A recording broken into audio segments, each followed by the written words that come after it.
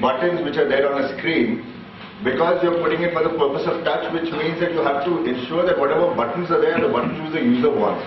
Which means you sit in terms of the user functions. The functions which the user wants the most are sitting on top, and the remaining you scroll down. But you reduce the number of functions with touch. Which, if you had something which was extremely complex, say for example a news website, like we saw Yahoo. If it's a news website, you have to put a lot of tabs, a lot of news, say an RSS reader for example, right? You have a lot of news which at one shot you want to know which article you like Ignite Vibes which you use. Then you can't use touch because you have a lot of content which you want to see at one shot and then choose what you want. On the concept that you just discussed about Yahoo having so many options, I suppose it's more of, can we customize the content to what the user requires? So let's say for instance, if I'm a business user, I don't really care about, probably I don't really care at this time about what is going on in the Filmfare Awards that's running, sometime tomorrow. But I would certainly be more, focused on, okay, I am getting what are the new products that are coming into the, into the industry, or what are the companies that are, being bought over for all you care, or what is the stock market say as of today. So this is what I require. So if I can just customize what I want to see on that interface, I wouldn't have too many tabs, I wouldn't have too many options. I still would have only that thing that I want to see. Which I fully agree with. For example, now BBC has a separate technology, RSS feed, which you pull in and you use. The question is, who does the customization? Is it you as a user who says, provide me all the choices, I'll choose? Or you customize it for me where I tell you these are my preferences. Like, I don't know, in the beginning when you use Yahoo Mail, it always makes you choose the kind of news which gets pushed into your mailbox. The way you choose today, that kind of thing. So where do you draw the line? A business user may go proactively and say, I only want this RSS feed. With somebody else, you need to maybe watch their kind of usage patterns, and then customize it down. Yeah, but when we're talking about accessing a website on a mobile device any which ways, for all you care, the first thing that should pop up is the preferences that you would like. So if you choose the preferences, you would get only news feeds or any information that's to that specific requirement I'm targeting. I really don't want the rest of the crap. That's all. Okay, so that's where I'm basically coming from. Is this kind of customization which is there? Again, it compromises the usability of the device in terms of how much of customization can you do with just the device when the device is more of a reader rather than editable, customizable kind of thing versus a bigger screen like say maybe an iPad or a laptop where you're able to look at a big screen and say tick, tick, tick, tick, tick, this is what I want and that's it.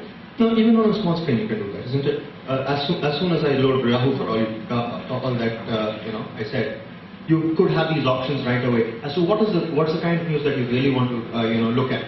If that's the only thing, all that you need is checkboxes. If I click on 4 checkboxes, that's the 4 tabs I am going to see every time I load up. That's the customer. Yeah, so that's what I'm saying. There are 2 ways of doing this. One is where the user gives you his profile information, lets you register with the website, and tells you that this is what I want. This is the first one. Yes. The second one is where you keep throwing all these tabs with, and over time the user can then deselect, and then he's getting only what he wants. Well, deselecting a lot of options for all that is as of today. It's more of what I want than what I don't want. Am I right? So that's exactly where I'm coming from. For example, why is Facebook so friendly today to people is because when they were using an extremely complex Facebook site, they said what they wanted, what they didn't want, and then they went down. And Facebook on their own, when they made a touch site, which they have, they choose things which is home, profile, friends, messages maybe. But this is based on usage patterns, where you know that this is what a user wants over time. So I'm just saying there are different categories. If you're just going to a new site, visiting it one time, and then going off, that kind of customization wouldn't be possible. Yeah. Still the preferences can be registered, isn't it? I mean, as in terms of the choice. I'm only looking at a regular user versus a visiting user, and then saying, that's how it typically changes. Okay. Anything? Yeah. You don't mind. I think user interface should follow certain design guidelines. It's a classic case with, say iPhone versus Android. So any application on the iPhone, you have the same experience. So it's much easier for me to pick up a new app. Whereas you go to Android, every app has like a totally different. There's no standardization of UI. So it's, for example, when I download a new app, it's not easy for me to understand, the UI. It's not intuitive. Whereas on the iPhone, there's some design guidelines for the UI. So even though there are different apps you use, they are following some certain design principles for the UI. So it's much easier for me to start using a new app, because they are following certain set guidelines or patterns or whatever. So is that not two different types of users?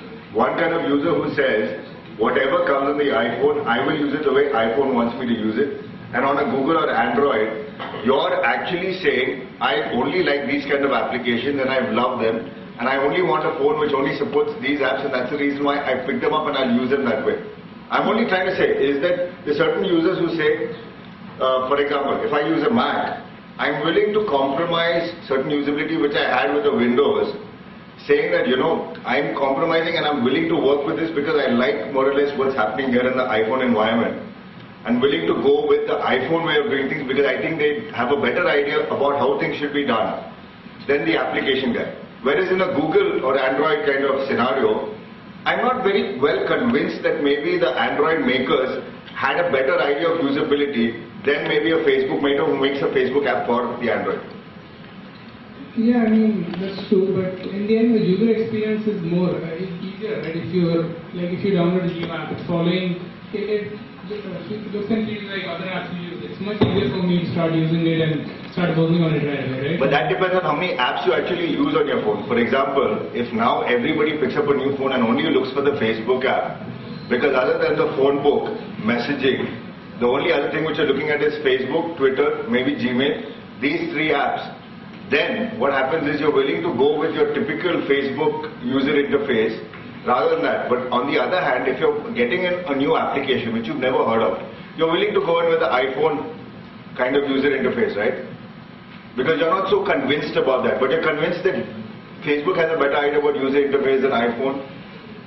Twitter has definitely a better idea about user interface than iPhone, so you're willing to go with that, right?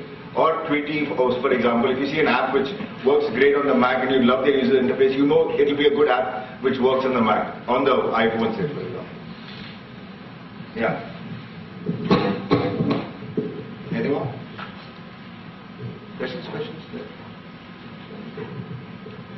That's it. We start with the presentation. Write some adaptable algorithm which will learn the user pattern over a period of time and then it will give him a user interface which is... No, but this adaptable algorithm which you say is something which is people more. I'm saying finally at the end of the day, would you trust a software to understand who you are rather than an actual person? No, you should understand over a period of time, learn his user patterns over a period of course of time, and then make him comfortable for a period of say 1 month or 2 months. So the mobile will have its own user interface which he likes, its own personalized. That is the good way. What I feel user interface. So you're saying something which customizes, which adapts to you, right? Yeah. But for that it depends on how much you interact with somebody. I'm just giving an example. Yeah. If you met somebody for the first time and you were very reserved because you were not sure how to behave with this person, so that person doesn't know how to behave with you, then the issue is that the person doesn't understand you, you don't understand him. So there's a lot of conflict there, which is a bad user interface in my opinion. Okay? So, if on the other hand, you were very comfortable with someone and you opened yourself up in terms of who you are as a person. This is the technology part. No, it's the same part. It's the same part. No, it's the same part. No, hear me out. Where I'm coming from is, when you interact with a software, like Google, you trust them with more information. When you interact with a new software, you trust it with less information and you will compromise less on your privacy than with a Google. Because you've been using a Google for a long time. Google is still a person for you which you trust. And if you give more information, That Google depends- customizes to you. I'm only trying to explain That to you depends why on the the data what you receive. I am Sorry? not talking about that. The I am data which only you talking receive about whatever is the amount of data which you give. We are No, not- so anyway, so we can take this offline. Yeah. But the point you need to understand is, as long as you give a software a lot of data about you, which